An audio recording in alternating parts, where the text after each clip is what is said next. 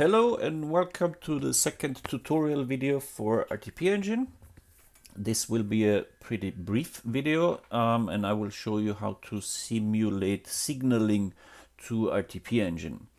This is useful for troubleshooting purposes, debugging, or just if you're curious to see what it does with the various options that you can give it. I will be doing this on a Raspberry Pi.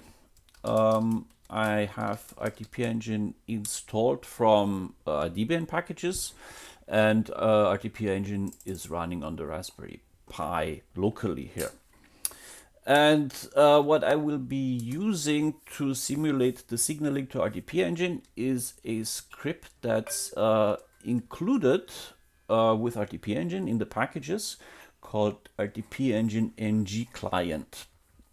This is a very simple, very basic script. In fact, it's so basic that it doesn't even have an online help. And if you call it without any argument, it will just die on you. But it's easy to use, and easy to use especially once you get the hang of it. It basically takes one mandatory argument, which is the command you give to rtpengine. In the simplest case, this is just ping. And you will see rtpengine responds back with a pong here. And the usual other commands you can give are like offer, answer, and that kind of stuff. And for other options, you can look into the script itself. It's a Perl script. All the options are listed here at the beginning. If you're familiar with rtpengine a little bit, you will recognize some of these. These are all of the usual options you can give to rtpengine from, say, a Camilio script. Some of them are named a little bit different, but most of them are verbatim exactly the same. And what we will do to demonstrate this, I have a log file here from rtpengine produced, and if you have debug logging enabled, you will see this kind of dump for any command that's given to rtpengine. In this case, this was command offer here. And we will use this to try to recreate this and simulate to rtpengine, and then see what happens if you play around with the various options. For verification purposes, I will start tailing the log file here. And the first thing for almost any interesting command anyway is you need the SDP body. And you can copy this out of the log file here. You obviously have to remove the lead in and the lead out of each individual log line. I have this prepared here, and you put it in a file. So you basically have just a file with just an SDP in it. Another way you can get an SDP to play with is, for example, if you have a Wireshark with zip traffic captured, you can just pick on an invite here, and you will see there is the SDP in Wireshark. And what you could do, for example, is you just click on the SDP, you say copy as printable text, and then you can open an editor, just paste it in, and then save that to a file, and that should work. So back to our example here. So I will take this SDP, which I have copied from the log file, and I will call the ng-client script. I will give the same command, which is an offer. I need to tell it where to take the SDP from. So I say sdp-file is this file that I made. And then I will pick some of the options here that I think are relevant.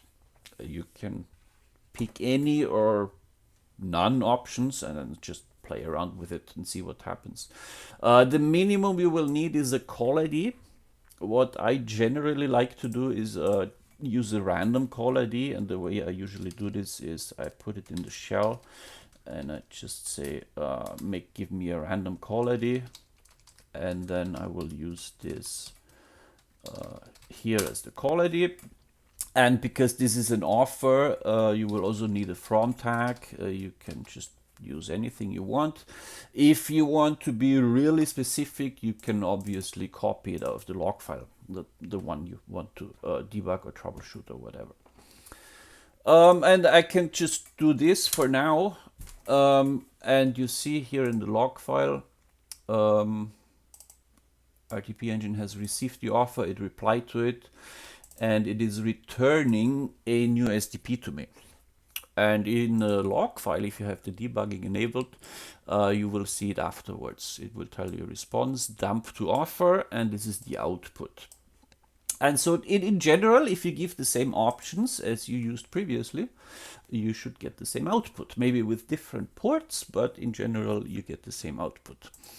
And the things you can do with this now is, for example, you can give it a different transport protocol, because the input now is rtp-avp, this is plain text RTP, and you can say you want to translate this to SAVP, which is SRTP, and you do this again, and now you get a different SDP output. And in this case, this is SAVP, the one I wanted. Then you see all these ciphers that are added, and then at the end, this is the DTLS. And then you can keep going from there. For example, you can say SDS off, you do this again, SDSS disappears, and you're only left with DTLS. Or you can say DTLS off, and then you get the opposite effect. And this is what you can use to kind of play around with the options.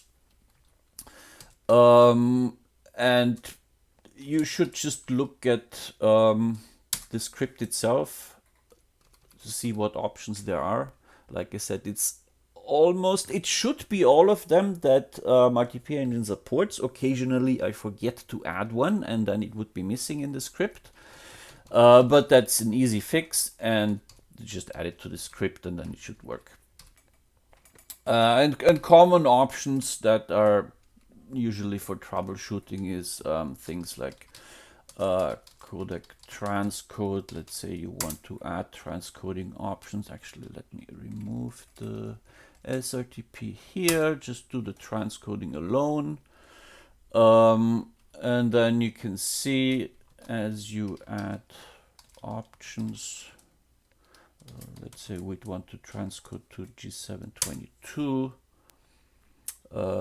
then this gets added to the output SDP, and so on. So this is what you can do, what you play around with it. And then if you want to be more sophisticated in your simulations, you can also add an answer and then see what comes back out for the answer. You obviously would need the same quality. You would have to pick a to tag, yeah, and so on. And you can pick any of these options. So if you want to continue this, for example,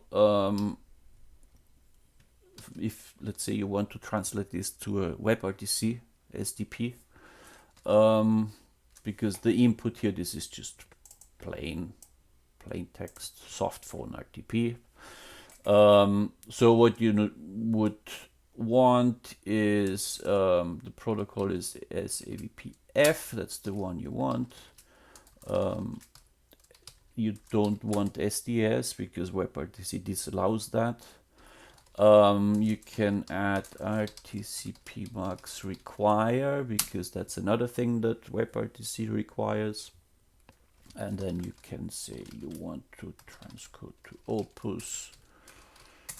And then what's coming out of here should be pretty workable for WebRTC.